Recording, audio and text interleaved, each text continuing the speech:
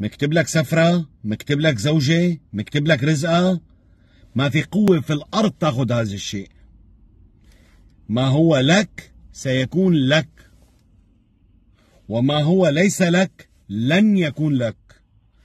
ثق بالله وبنفسك، لا تزعزع الثقة بنفسك. كله مكتوب. صبر صبر. الله سبحانه وتعالى مخبي لك الشغلات الحلوة، ومخبي لك الشغلات اللي تسر قلبك وخاطرك، ولكن بده يكون عندك انت ثقة بالله. ما هو لك لن يكون كما قلت إلا لك. نقطة، انتهى. دمتم بخير.